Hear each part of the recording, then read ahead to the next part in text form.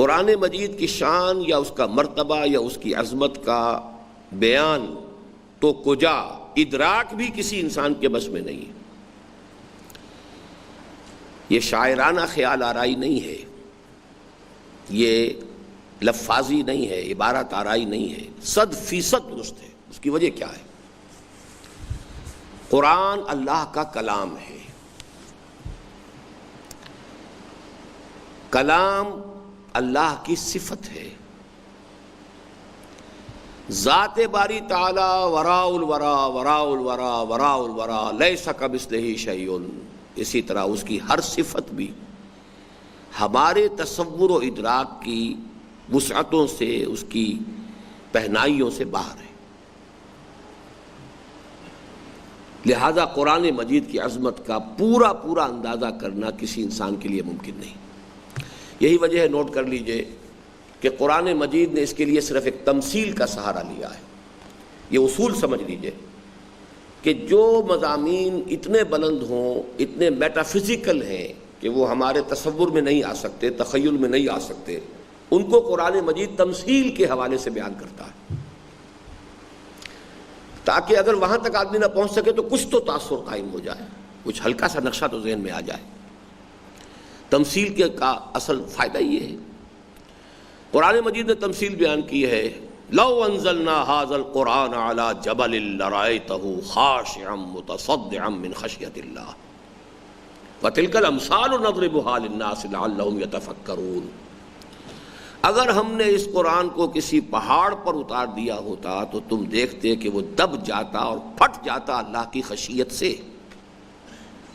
اور یہ مثالیں ہیں جو ہم لوگوں کے لیے بیان کرتے ہیں، شاید کہ وہ کچھ غور کر سکیں، تفکر کر سکیں کہ عظمت قرآن کا بیان اگر سمجھنا ہے تو اس تمثیل سے سمجھو۔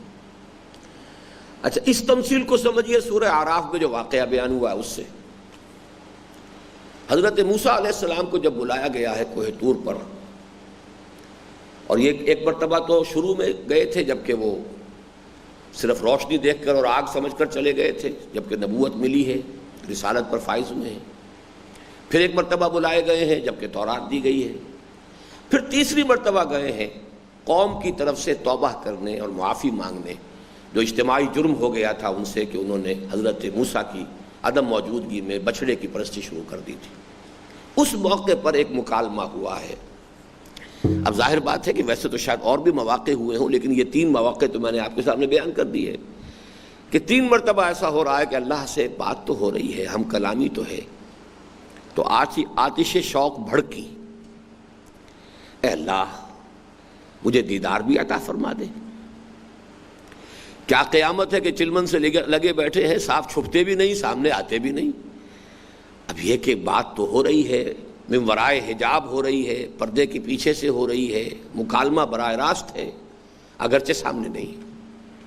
تو وہ جو آتش شوق بھڑکی ہے اس میں درخواست کر بیٹھے ہیں، رب ارنی انظر الیک، پروردگار ذرا دیدار بھی عطا فرما، میں تجھے دیکھنا چاہتا ہوں۔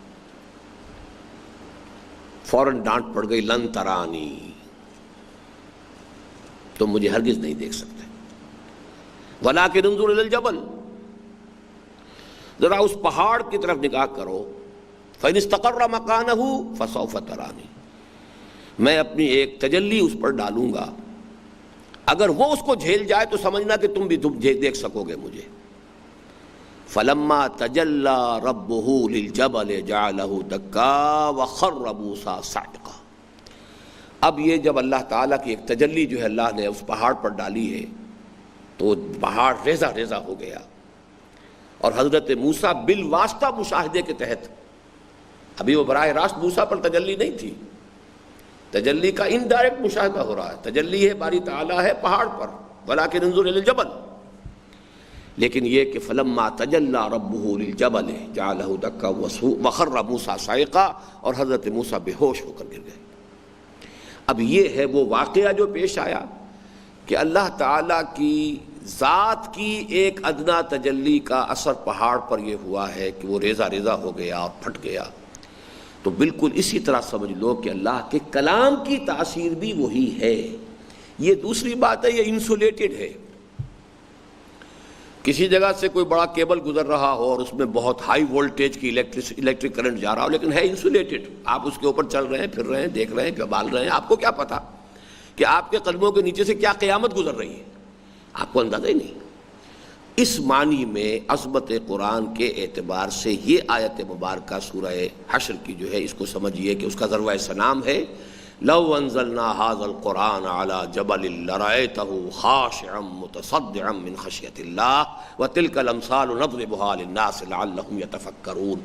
تو کسی انسان کے لیے اس کی اصل عظمت کا اندازہ ممکن نہیں ہے، کسی درجے میں ہے تو وہ آگے آ رہا ہے۔ سیدھی سی بات یہ ہے کہ قدر گوہر شاہ داند یا بداند گوہری،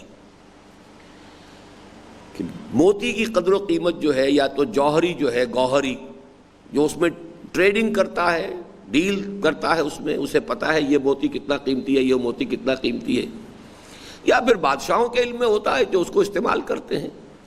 عام آدمی کو کیا پتہ چلے گا کہ یہ ایک ٹکڑا جو ہے یہ کانچ کا ٹکڑا ہے یا یہ موتی ہے، یہ ہیرا ہے یا یہ کیا ہے، کچھ بھی پتہ نہیں چلے گا۔ تو قدر گوہر شاہ داند یا بداند گوہری، قرآن حکیم کے اصل مقام و مرتبے کا علم صرف اس شاہ ارض و سماوات کو ہے جس کا یہ کلام ہے، اور اس کی حقیقی قدر و قیمت سے آگاہ صرف وہ ذات بابرکت ہے جس پر یہ نازل ہوا صلی اللہ علیہ وسلم۔